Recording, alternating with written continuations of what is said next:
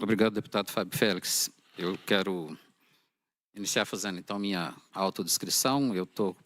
Sou uma pessoa parda, com a camisa branca, dobrada, e tenho cabelos grisalhos, seja pela idade, seja pelas situações da vida. Quero cumprimentar o deputado Fábio Félix pela iniciativa da audiência pública, deputado Max Maciel, deputado Gabriel Magno. Quero cumprimentar muito fortemente a deputada Érica Cocai e quero dizer, em nome da nossa categoria, que nós somos muito gratos ao papel que vocês exerceram na nossa recente luta pela reestruturação da carreira. Foi um papel realmente fundamental. Não foi uma luta fácil, foi uma luta muito difícil.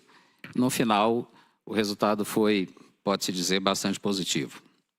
Quero cumprimentar a Karen, o Cleidson, o Coraci, representando a secretária Ana Paula Marra, e a todos e todas que se encontram aqui presentes, em especial os meus colegas servidores e servidoras da assistência social. Eu gostaria de falar, inicialmente, de dados bastante positivos. Há coisa de 2, 3 semanas, a imprensa registrou a queda no desemprego no país. Chegamos ao percentual de 6,9%, como disse o deputado Gabriel Magno.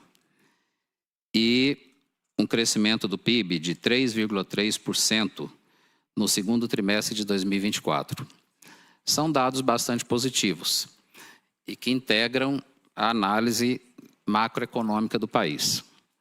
Quando se fala de dado macroeconômico, a gente nunca pode reduzir a explicação dos dados positivos ou negativos a um fator apenas. São vários fatores que explicam esses dados. E eu não tenho nenhuma dúvida que uma das razões da queda do desemprego e do aumento do PIB no país foi a política social bem pensada e bem conduzida pelo presidente Lula. E essa política social tem, na assistência social, e particularmente no Bolsa Família, um elemento absolutamente crucial para uma sociedade tão terrivelmente desigual como é a sociedade brasileira. Falo agora de dados do Distrito Federal.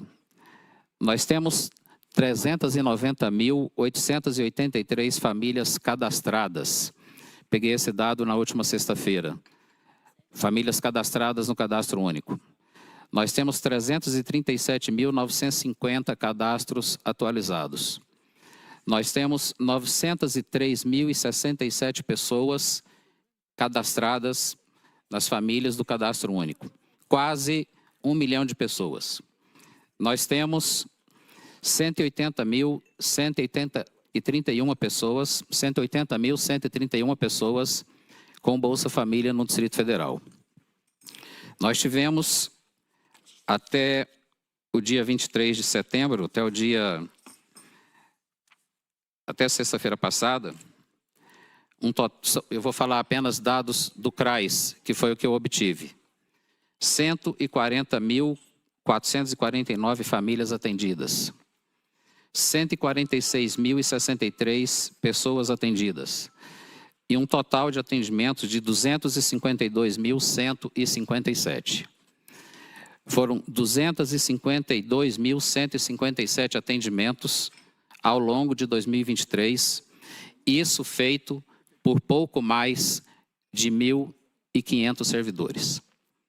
Pouco mais de 1.500 servidores, aliás, não é tudo isso não, porque como isso aqui é dado apenas de CRAS, é dado de algumas centenas de servidores, 300, 400, no máximo 500 servidores, que ao longo do ano de 2023 atenderam 252.157 vezes. São pessoas que procuraram o CRAS, que conseguiram o atendimento, que tiveram frente a frente com um agente social, ou com um especialista, ou com um auxiliar.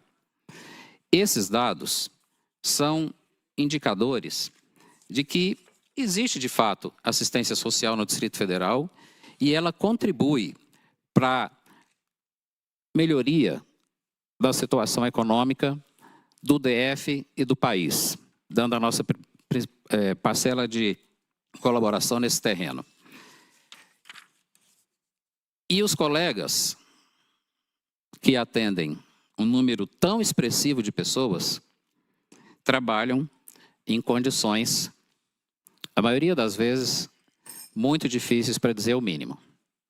Eu estive recentemente que eu digo na semana passada, no CRAS do Areal, no CRAS do Riacho Fundo 2, estive um pouco antes no CRAS da Estrutural e conheço em que precariedade que os colegas estão submetidos e mesmo assim tem uma produtividade imensa.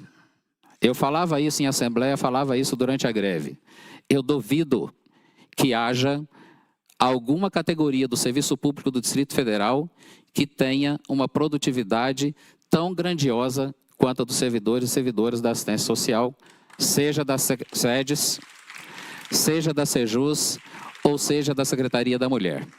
E quando nós nos colocamos em movimento para lutar por melhores condições de trabalho, para lutar por melhorias salariais, nós fazemos isso com a autoridade de que somos uma categoria que cumpre perfeitamente bem com o seu papel, com a sua missão, e que temos consciência profissional, e mais do que consciência profissional, nós temos um compromisso social e político com a população que nós atendemos. E quando falo de condição de trabalho, não me refiro apenas ao espaço físico. Reconheço que em alguns a SEDES fez reforma. Conversei com os nossos colegas do CRAS do Guará para saber como é que estava, me deram um retorno positivo, embora tenha uma outra coisa ainda a ser arrumada. Há um ano, aproximadamente, o CRAS do Paranoá passou por uma reforma, mas a colega delegada sindical já nos deu um retorno de que o CRAS está com problema e tem que quase merecedor de uma nova reforma por lá.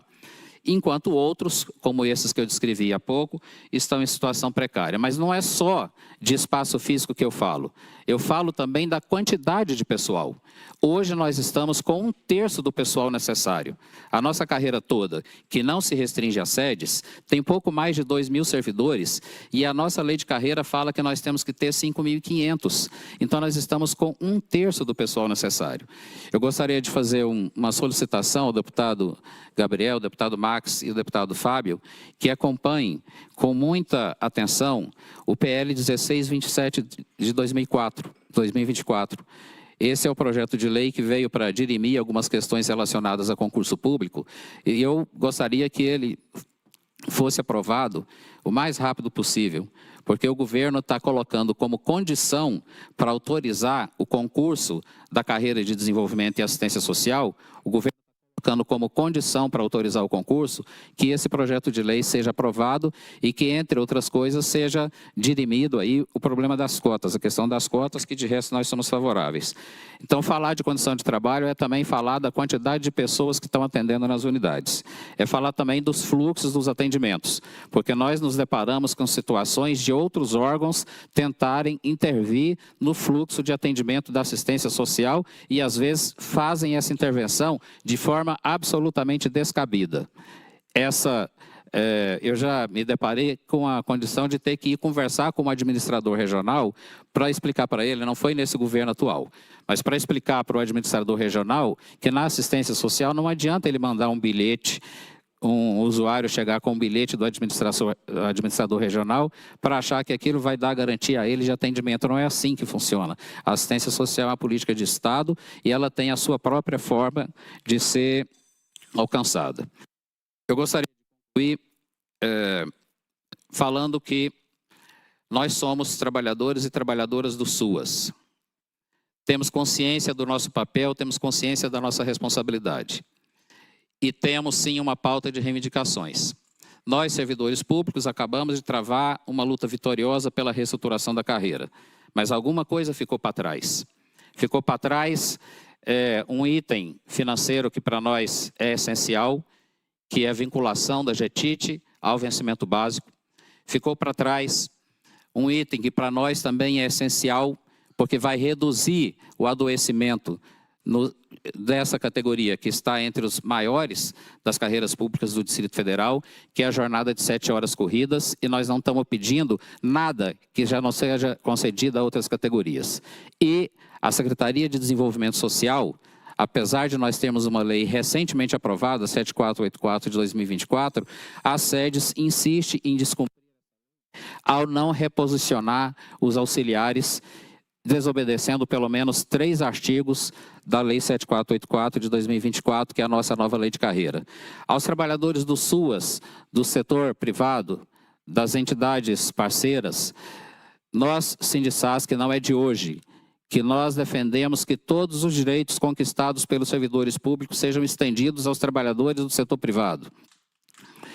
Nós temos recebido no sindicato muitas reclamações do padrão salarial dessas entidades. E somos solidários a eles, somos solidários a elas e propomos, inclusive, travarmos uma luta comum em defesa dos direitos dos trabalhadores e trabalhadoras do SUAS.